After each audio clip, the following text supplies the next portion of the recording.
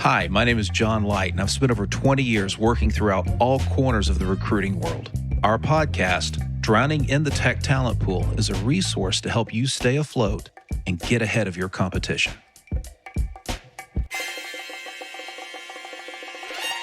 Welcome to Drowning in the Tech Talent Pool. I'm John Light, your host, and I have with me today Angela Cheng-Cimini, who is the Chief Human Resources Officer of Harvard Business Review. Angela, thanks so much for joining us today. Thank you so much for having me. So you and I had a conversation a few weeks ago when we were plotting how we were going to go about this and have a chance to connect. And I know one of the reasons that really interested me in talking to you, of course, is to learn more about your story and your career path and how you ended up here in Harvard Business Review. But also from your perspective, I mean, you have the opportunity to see things a lot of people don't see until much later, right? That maybe go through an editorial process or you hear talk around the water cooler, as it were. But I'm really curious to kind of get your sense, both for HBR as well as for the market in general, where things are going to be going over the next 3 years or so. Because when I look at it from a tech talent perspective, I see this massive shift going on in the marketplace right now with AI, generative AI hitting the market here recently, and it being very accessible. And I saw a survey or a study the other day that something like 65% of people in the marketplace in general aren't prepared to adapt and don't understand how to apply AI and how it's going to impact our lives. So I'm really curious. I know that's like a mouthful and a half, right? We could probably have an hour and a half right here just talking about that, plus maybe just a snippet of how you got where you are. But that's intrigued me. We didn't get a chance to talk about it much offline, so I'd love if we could start there and see what develops. Sure. I'll start with my undergraduate career was at Cornell University in the Industrial and Labor Relations School. Okay. Graduates went into three fields. They went either into HR, went on to law school, or organized labor. And that was, 30 years ago. And it astounds me that I've now been in the workforce long enough to see unions start to make something of a comeback. Mm-hmm. So that speaks a little bit to how long I've been working. But I don't think it's a surprise that we are where we are with organized labor. I think some organizations have lost their way and have forgotten that the most important asset, and I know some people take offense to that word, but the most competitive advantage they have is their people. Yeah. And those that take that for granted are destined to under-leverage it. In worst case scenario, actually throw their competitive edge away. And employees and talent want to say in how they make a difference. Mm-hmm. So now that we've got the convergence of AI, that's a little bit under threat. Right? What are the skills that they have honed for so long? Yeah, that they've invested in hundreds of thousands of dollars in a college graduate degree to find that it has overnight become obsolete. For me personally, I'm a little bit at a crossroads, right? On the one hand, I'm reading articles about how we absolutely need to hit pause, that we need to stop and really think about the ramifications of this technology because it is doomed to wipe us out. And then to others who think it's a natural progression of technology, that this one is perhaps a little bit more disruptive than, say, the calculator, but that like all other disruptive technologies, it's a little overhyped, and that with a little bit more time, we'll learn how to coexist with it. I've always been a little bit of a technology laggard. My dad has always been an early adopter, right? He bought the Betamax as soon as it hit the market, Betamax. Right? Do you remember that, right? And he invested in all the Betamax tapes, and then what? In a year, VHS was the thing. The thing, absolutely. Right? I remember that.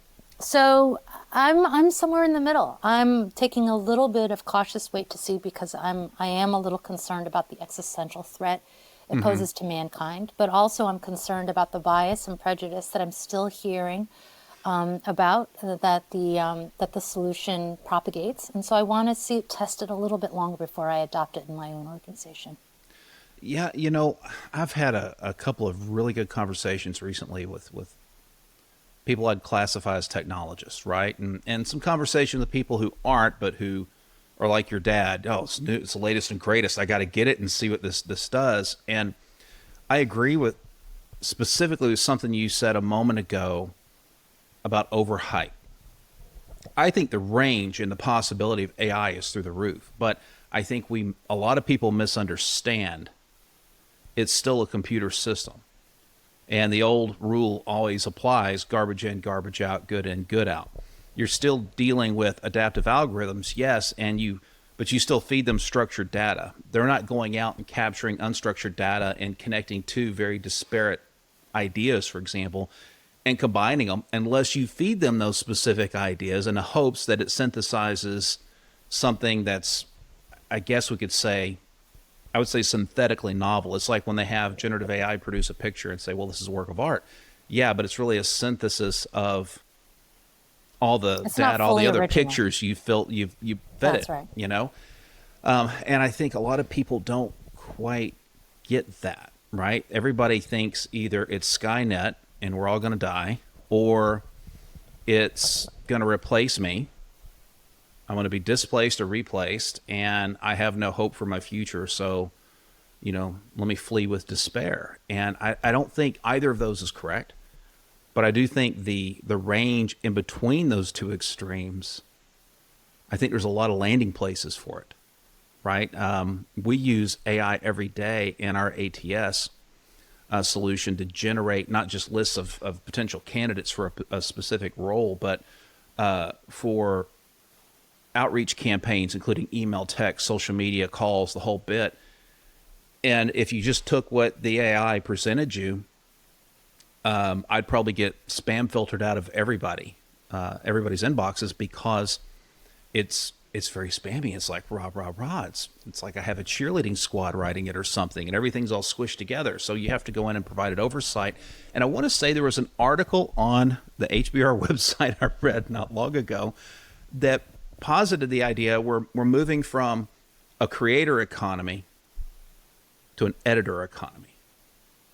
And I thought that was a very interesting take on it. I'd love to get your take on it. But when you think about what AI does, and ideally could do, is all this tedious work that we do, take it off our plate, or at least give us the outline, or give us the guts, the structure, and we flesh out and clean it up of a document or a paper or an email or whatever it might be. But I wonder if part of the fear in all this too is that it is so rapid, right? When ChatGPT was available, it was free for the most part. Of course, what they're doing is they're treating us all like drug dealers. Here, have a little taste of this, or like kids, like, have this little piece of candy. Why don't you want to come buy some more? And the next thing you know, we're all going to be, I don't know. They all want us to be AI dependent, hooked on it like it's sugar or meth, which it's not either. So don't get any ideas out there. But I'm curious what your take is on that, and what maybe you've heard through the grapevine or floating around, that as it relates to the velocity with which we're going to be forced to adapt this. Again, I've been thinking a lot about this, and one of the analogies I think about is climate change, which I believe to be a real thing. Mm-hmm. And scientists have been predicting this for decades. And we have failed as a global community to come together and agree on a way to confront and combat and reverse the destructive impacts that humans have had on this home that we call Earth. And we haven't caught up yet, right? I mean, the doomsday clock is ticking down to when the climate change will be irreversible. And we still can't get our act together. I don't see how we could possibly get ready at which the velocity that AI is coming down upon us. It's difficult to remain optimistic that we will responsibly and intellectually respond in a way where AI will only be for good. And we've heard about some of the major players in industry coming out and talking about hitting pause. But what about the bad actors who will not hit pause? No, they're not going to hit pause. And there's too much potential. That's a problem. So while I completely appreciate companies and organizations thinking about how AI can streamline their businesses, I've really been thinking about the much, much bigger picture and thinking about what are the impacts on humanity. Yeah. And I kind of can't wrap my head around that.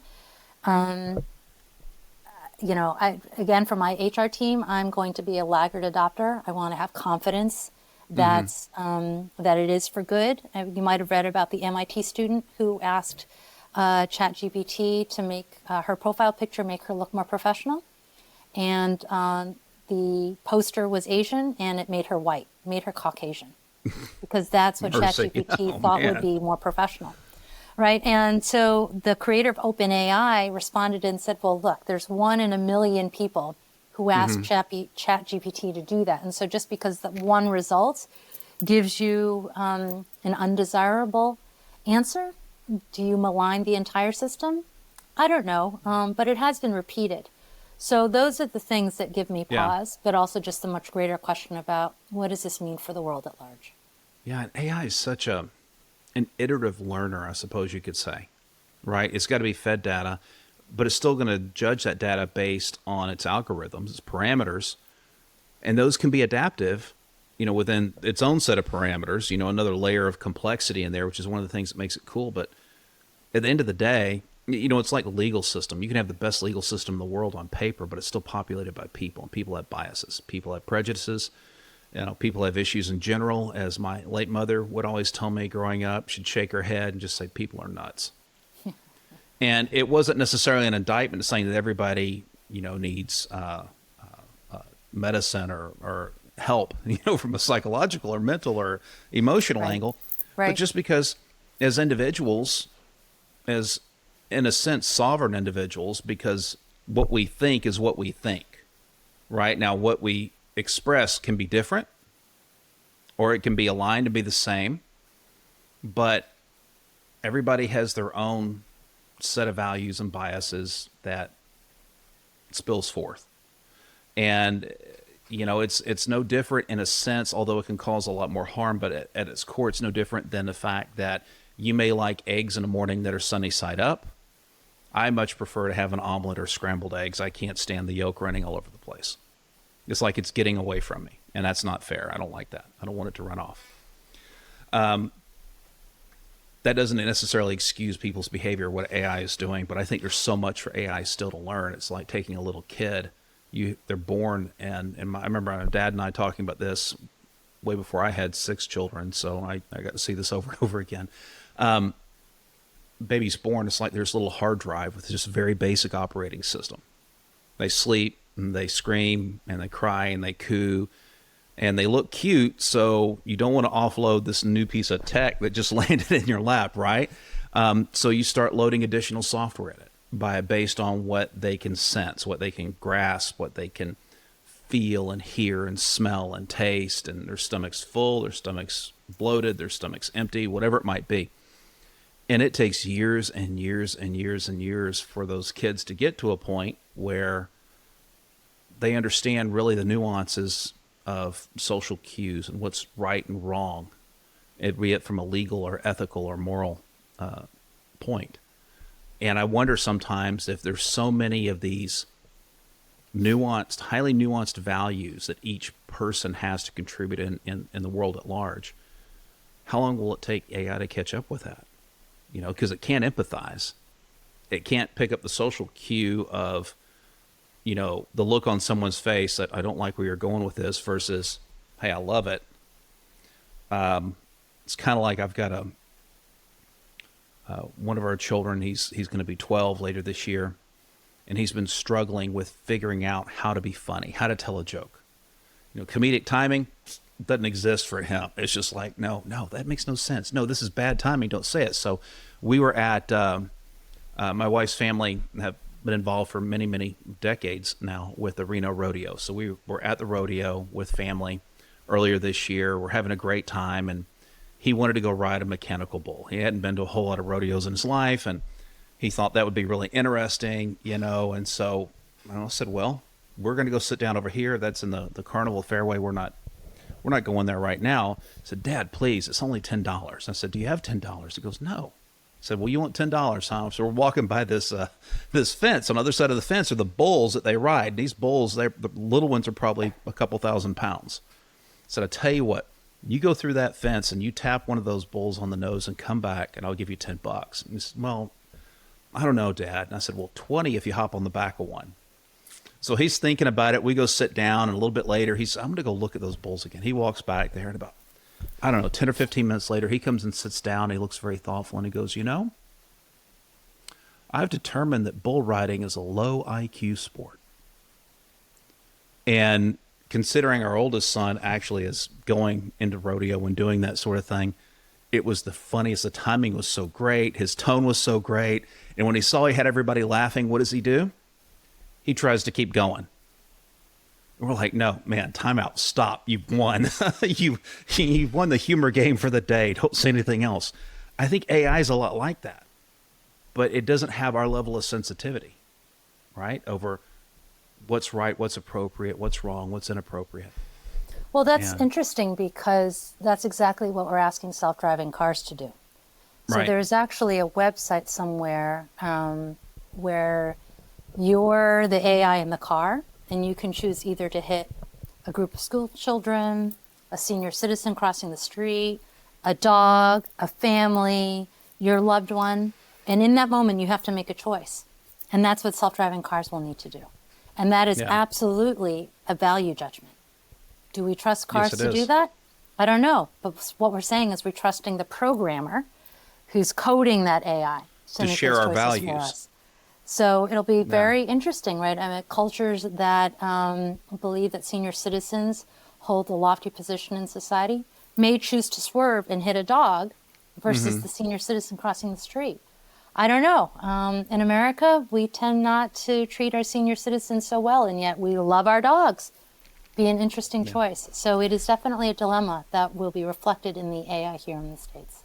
Absolutely. And I think one of the challenging things for society to confront, for individuals to confront, is going to be in that scenario. Let's take that one for a moment. Is that ultimately that decision has to be made in the span of time that it's not even a heartbeat.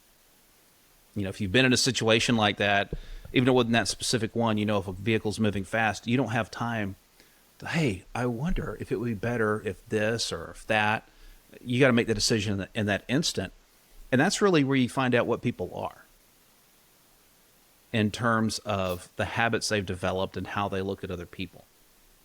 If you value the senior citizen, if you just value people, well, it's a no-brainer to go to the dog. But if your value system is different than that, then it could give you pause, which means who knows what you'll end up hitting. I mean, so being decisive based on values and morals and whatnot, I think that's just a whole nother layer of complexity. A completely whole nother layer. And it makes me wonder, and maybe you have some insight to this. Okay, this is a head spinner. Considering how far it has to go, but how fast it seems to be going down that road, what does this do for the job market today? So we've just come out of a time period, a year and a half, where tech firms have been just laying off people left and right. There were online spreadsheets you could go to, and it had lists of everyone who's been laid off at Facebook or at Twitter or at Google or at Amazon or wherever it might be. And there were admin people, and there were developers, and there were software engineers of all sorts and stripes. But now we've gotten to a point where I've been reading that some companies are actually starting to let go of their coders, of their developers, because they're using generative AI to do 70-80% of the work, and they only need a smaller core team to oversee it, correct it, edit it, as the case may be. So where do we go from here? Because, we're looking at potentially replacing entire classes or the bulk of entire classes of work that's available for people. And so I'm curious if you've heard any rumblings over what's the future look like 3 years from now. For somebody who's sitting in one of those industry spaces that requires something that's tedious, maybe is not creative as in something totally novel, but you're synthesizing things and that sort of stuff. I'm curious what you've heard in that regard. Well, I think every industry has to be reassessing what work needs to be innately done by a human. Customer service representatives are also being replaced. Yep. Because AI can respond to the 100 most frequently asked questions when someone calls in, and they only escalate to a human, say when it's a help desk 2 or help desk 3 type service level question. So I think every industry is going to see some impact, certainly in human resources, right? There are some of the repetitive, tedious, more administrative tasks. Resume screening is a prime example where it just looks for keywords, looks for key credentials, and it screens those candidates out. So I think organizations have to think about, what's their commitment to reskilling or upskilling their workforce so that they can take better advantage of AI? Or do they just simply let that talent out onto the street? Which is, again, another reason for us to really give pause, because AI will absolutely take away jobs. There's no question. 3 years just seems like 3 lifetimes away. So really hard to say, but I think that right now organizations need to be scanning their landscapes to think about which jobs are most vulnerable. We are thankfully all knowledge workers, where original thought is important, is in fact critical to our work. There's probably some degree that can be automated by AI, but who's to say that's going to look completely different in a year? So more to say. If I had a crystal ball, John, I'd be as good as the Powerball winner of the $1 billion jackpot. I was actually going to ask, as one of the questions I had in my head, is how do you see it impacting Harvard Business Review? Because when you think, okay, I can deliver a set of instructions, please develop an outline or write an outline that covers X, Y, Z, and I want the result to be whatever I choose it to be. It kicks out an outline, and then you go in and basically fill in the blanks. You flesh out the content and all this. I could see that happening, but I just wonder at some point, because when we talk about knowledge workers, when I hear knowledge work, in my mind, one of the words that pops up is curation, not necessarily generation of something novel, of something innovative, right? But I know when you're doing a lot of what I call thought work, and you are, how else can we apply this technology, or how else could this develop, or what different directions could this project take? I think that's a different avenue, if you will, of knowledge work. You still need the knowledge, but you've got to be able to apply it and take it different ways, and which I think is the biggest, one of the biggest hurdles with AI is how do we apply it? Do we understand it well enough to apply it properly as a tool? And so that's where that question was coming from. So this is ironically not an original thought, so I'm going to accredit it to the editor-in-chief of HBR, Adi Ignatius, who explained it this way to our staff in a recent meeting, which is, if you can remember Napster, Yes. and they aggregated music for free. And everybody thought that was going to be the new way people were going to access music. And then free got messy. And then iTunes opened up, Apple saw an opening, and people were extraordinarily upset that they suddenly had to pay 99 cents for a song or $9.99 for an album. But then they realized that, you know what, this is a legitimate copy. I own it. It's not some sketchy backdoor bootleg version. And people now are used to it. Now, we can talk about how Spotify, a subscription service, is a different way of accessing music. But the reason why people then adopted to the iTunes store was because the quality, the credibility, the public trust in that platform. So for us at HBP and at HBR, what we want to make sure is that we continue to honor that public trust, that people know that when they come to us for content, it is well researched, it is vetted, it is original, it is cutting edge, it is not some run-of-the-mill, prepackaged, synthesized gobbledygook that they got out of ChatGPT. And in fact, I think... Can I use that word next time? Yes, you may. You may. We had a digital subscriber call into our customer service line and say, hey, I think there's something wrong with my access. There's these 2 articles that I want to download and I can't get to it. And eventually we discovered that she found these articles through ChatGPT, who completely hallucinated them. The articles did not exist. But the titles sounded very HBR-ish. It had authors, it had a URL link, and the whole 9, but they did not exist. And so we have to preserve the public trust in HBR that when people pay for our content, they are getting something unique and valuable. So that's what we have to think about. You hit on, I think, one of the biggest challenges we're going to have with AI and already are experiencing. and that's intellectual property. Yes.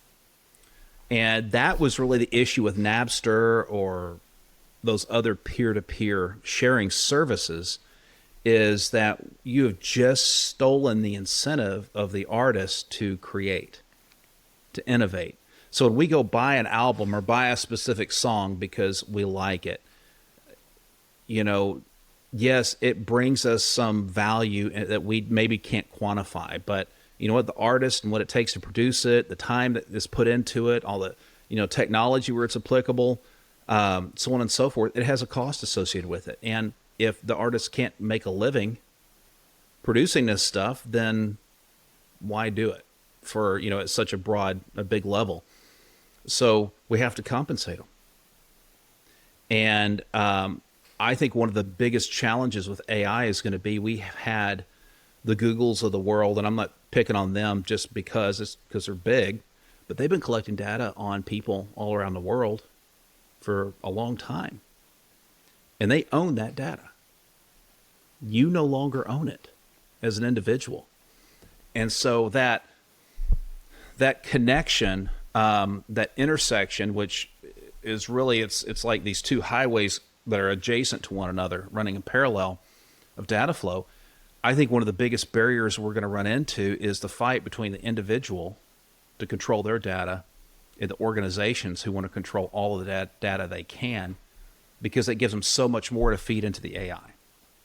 Because once we get the generative AI adapted and it's out and it becomes a more mature technology, what's next? Well, I mean, they're already working on theory of mind, an AI that can interact with you at an emotional level, that can empathize. I say, good luck with that. That's a tough one. But they need data to do it. And it's got to be data structured in a certain way for the AI, for the models to be able to digest. So I think that, and it ties in with intellectual property, those are going to be some of the biggest things we got to deal with, because I think we have to protect the uniqueness of the individual. I don't know. I know for a fact I could never hit the notes or look as good, frankly, as Whitney Houston.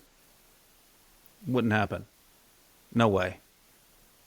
For a number of reasons. Number one, because she had just the absolute spot on whatever it was, it factor that made her a superstar and gave her voice, stratospheric qualities and the ability to entertain.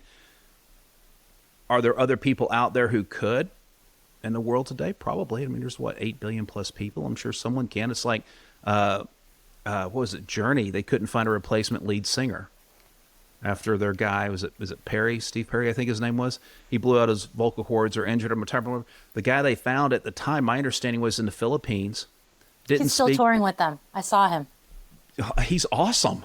He's amazing. He's like him. And what I understood is that when they found him, while he knew the lyrics to every song, he didn't speak a lick of English conversationally. So they found this person who was completely different than the person they had before. But somewhere along the way, his genetics and experience and passions and interest and work brought them to this intersection where, man, these guys could fill in for each other. I mean, it's phenomenal, but it's unique. And we have to remember to discuss and understand and talk about the uniqueness of individuals, I think, as we go forward with AI, so that we don't get lost behind it, if that makes sense. And I think that's going to be one of the challenges in the employment market with labor. And not only is the application or the reapplication of talent, how do we reapply it? What makes sense now? What new frontiers open? And how do we get somebody from the older way of doing things into this newer way? Not to self-promote too terribly, although I will on occasion. Today we dropped our first episode of Drowning in the Tech Talent Pool live on LinkedIn. It's on our website at sabertooth.com/podcast. And the gentleman we have on was the third employee hired in Amazon India when they started up there. And he ended up later in his career being a CTO for Sears, which, 150 plus year old company. And everybody knows the story. I mean, Sears and Roebuck, I guess in a sense, was Amazon 50 or 80 years earlier, as far as America was concerned. But when he arrived at Sears, they still used mainframes in 2019. Mainframes, they weren't in the cloud. And it was so different from Amazon, where you could take a Post-it note, write a title on it, stick it to your door, and people would apply on the tech side, because it was in fuego, it was on fire, it was doing great. Sears, you got this old company, a lot of history, a lot of legacy. Nobody knew if it was going left, right, up, or down. And it turns out that they had one person in the entire company who understood how those mainframes worked. And so Mo had to go in, and rather than, hey, how do I acquire new talent? How do I take this one person, A, not lose him, because that would really make a mess of things as we move to the cloud, but B, how do I bring him along with this, what's for him a new technology, and help him prepare for the rest of his career, preferably with us, doing a similar role, but with new technology and new knowledge. And I like the fact that instead of developing, hey, here's your upskill program, it was a personalized, individualized upskill program to help him reach his career goals. And that's hard to find. You know, a company or an executive willing to do that on an individual basis. I think it's so genuine. I admire it. And my sense is there's going to have to be a lot of it, but there's going to be so much change in the market. The temptation is just going to be, well, hey, go learn something new. How do I do that? What new do I learn? How do I know I'm going to like whatever positions are available for me? You know, and it's stuff like that. And you may get a kick out of this idea or not, but I think it's has created, and will continue to create for some time, a massive wave of entrepreneurialism. And people who think they've got it figured out, how do I figure it out and turn it into something? You know, I had a candidate from late last year. He was not a successful candidate on the search we were working on, but he went all in and developed his own AI and niched up in the cannabis industry, where his AI is now powering retail dispensary kiosks. So a customer comes in and, okay, the puns and the idioms and the humor jokes could really write themselves. So basically, he drives them higher. The AI drove their sales higher, at least, but like 37 or 38%, you know, when it was first deployed. But how cool is that? That some guy who was self-taught programming, self-taught machine learning, self-taught as far as developing his AI, did it all himself. I mean, I am looking forward to seeing what this world holds, with a serious, savory dash of watch your backside so that Skynet doesn't blow it up, sort of thing, you know, to do it right. When you sit from your chair right today, Angela, setting AI kind of aside as the main topic, I'm curious to learn, HBR, Harvard Business Publishing, huge reach, right? You have a massive network. You have books out there. You'll have articles going out, you know, tons of research. I quote HBR on a regular basis talking to clients and candidates. And I quote studies by memory from 2015 timeframe. There's one in particular I remember where it was a study of who applies for jobs out of the entire candidate pool, you know, that's available. It was something only like 27% at any given time of available candidates will ever apply for an actual position online. 27%. So it leaves you with what, 73% out there who in theory would apply, but they're not going to apply online. But out of that same study group, 87% would take a phone call from a recruiter and actually talk about a position and exchange information. You know, which tells us that the talent market's not static. You got to get out and swim in it. Part of the concept behind drowning in the tech talent pool. And you got to be able to get to the depth of water you need to get to, you know, in the part of the pool you need to get to, and so on and so forth. And I'm curious, when you look at how the market has been changing with the layoffs and AI coming on, what do you think the future is going to look like, the short-term future, when it comes to how we approach identifying and attracting talent out of the marketplace? How is it going to change? You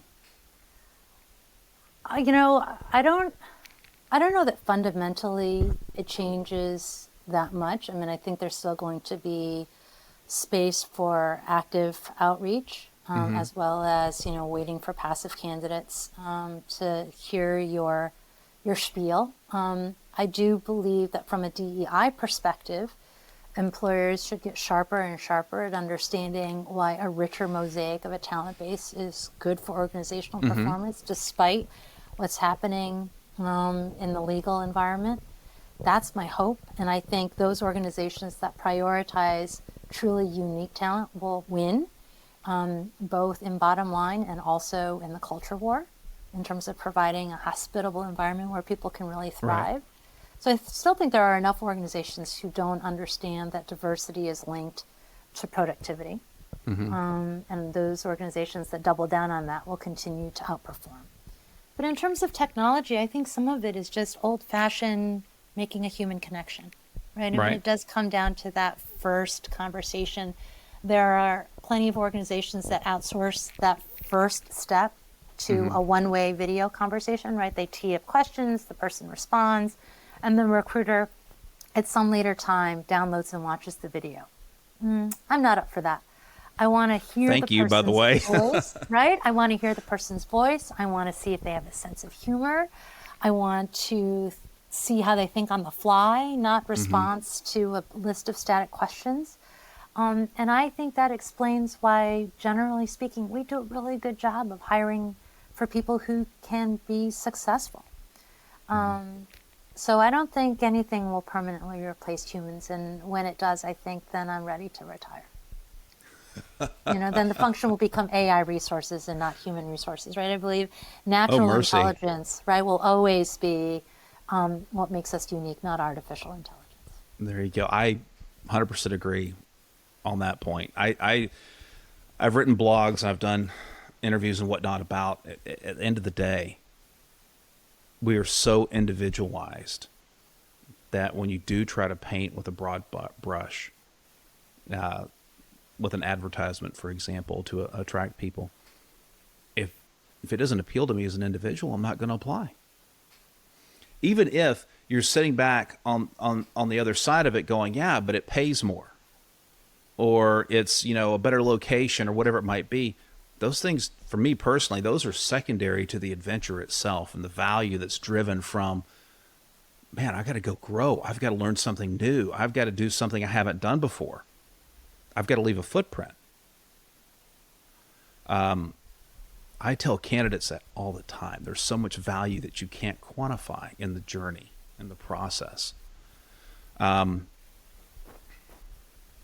wonder sometimes, though, I think as far as talent acquisition goes, I think there are a lot of tasks that are going to be relegated to AI. I think it's going to happen. I already use it for producing like outreach campaigns and doing static searches in databases or online or whatever it might be.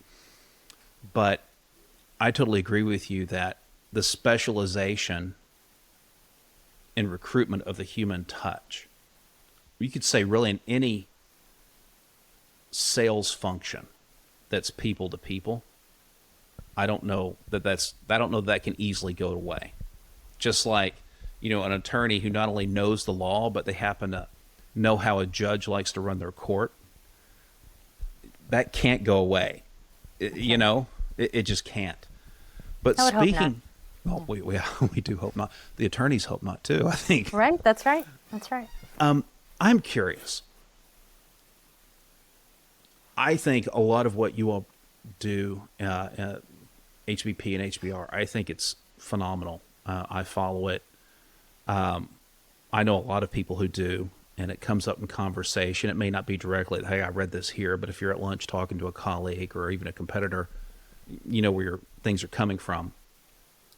But I wonder, now that you are kind of at the pinnacle, in a sense, in your chosen space, what's next? I mean, you're not going to wait around for AI to take over the world before you retire. I'm sure there's got to be other challenges that you are considering taking on, maybe not outside of the Harvard Business universe, but I'm just curious what upcoming projects or challenges or missions do you see that excite you and make you want to get out there and conquer the world again? Because that's one thing I've found is I think we're both of the same generation. At least we made some Betamax came up earlier, so we got to be pretty close. And so I'm curious because as I've gotten further in my career, I have found myself going from a superficial sort of curiosity where there's so much for me to learn that I end up trying to be very broad. And now I tend to get much more focused and try to dig into the nuance and the why behind things, not just what and how, but really the why people move a certain direction or technologies move a certain direction and so on and so forth. So I'm curious from that perspective in your career, what's exciting you to get out of the bed and tackle in the mornings? So beyond, my day job, which I love, I absolutely love the mission of this organization. The people that I get to work with are brilliant and talented, and we're all motivated to do good in the world. But what I have found sort of as my next act is really paying it forward. I just got back from a conference that is sponsored by a group called Ascend, and it is North America's largest professional network for American, Asian, Pacific Islander professionals. Okay. And coming through the ranks, I didn't see very many senior executive Asians. And so now that I am, as you say, at the pinnacle of my career, I'd like to be intentional about what it was that I did in my career so that I could reach this point and what it is that I can do to inspire and help others who share that aspiration. So I've been teaching, I've been speaking, I've been accepting invitations to podcasts because I think it's important. You can't be what you can't see. And there's a good, I haven't heard that put that way. That's a great way to put it. Right. And in a recent LinkedIn post, I had, I am the 1%. Which is that fewer than 1% of Asian American women make it to the C-suite. And that's a really disheartening statistic. And I would like to help change that as much as I can. And so I've been getting out and giving advice and counsel and sharing, quote, my wisdom to others who will listen, because I find that incredibly gratifying and energizing. So in my spare time, and that's what I've been doing. Well, that's... that in and of itself, that can be a full-time job. It can. You know? And it's not something AI, I think, can readily do, right? Because No. it's my mistakes, it's my failures, it's my wins, it's my victories, it's my human sponsors, my advocates and allies who made that possible. That's not some chat GPT script that told me what to do in my career. So I like to drop those nuggets when I can. Let me tell you something. Somebody out there appreciates them because they've heard them directly from you. And that, we come into this life with nothing, no stuff. We leave this life. We're not taking stuff Can't with us. take it with you. Yeah. But the value, the echo we leave behind for people who are maybe not following our exact footsteps, but have similar destinations, similar goals, can be pretty impactful. And I don't know what else really we can ask for, but to know that we're delivering value and impact to people in ways that are meaningful to them. I may not necessarily approve of a child's choice in college majors, right? One of my kids. Yes, true story. It's happened. I believe you go get the most technical degree you can handle as an undergrad, then you get a job, and then you can go pay your way through your master's program if that's what you want to do, studying whatever you want on your nickel. But support them as hard and as fast and as completely as I can, because at the end of the day, whatever they choose to do, of course, I tell my kids personally, if it's legal, ethical, moral, don't do anything crazy or stupid. Don't blow up bridges, blah, blah, blah. I want them just to succeed and have a great life. And when you take that attitude and you apply it not just to your own kids, but maybe you apply it outward, it's like, I have no dog in the hunt or horse in the race if you go to the right or to the left. But what I care about is that you're able to have a chance to recognize your dreams and your aspirations. It's a thumbs You're up. good. Now, That's right. I went to Texas A&M, so we could do the thumbs up thing, but I hear it's not the thing to do anymore. So, but hey, I'm stuck with it, okay? It's a matter of habit. Angela, I've really enjoyed the time that you shared with me today. And I am going to absolutely make sure that David gets this. David won and has a chance to listen to it, because I know he's a huge fan as well. The former CEO there at Harvard Yes, Business he's done Review. so much for us. Yes. Yeah, and he's a fantastic. He's such an interesting guy to talk to. Maybe I need He to was put him. he actually would have been the first Asian executive that I would have worked for, but he retired before I got there. No kidding. Yeah. He retired before you got there, Yep. but you still know him. Yeah, he interviewed me, and then he left us. But did he have an impact on you? Oh, absolutely. Yeah, and that's what we all want right there. I don't need the gold watch. I don't need the placard. But somebody out of the blue that comes up and shakes your hand or hugs you, which happened to me once and it felt really random. I'm like, okay, why is this person hugging me? I don't know what's going on.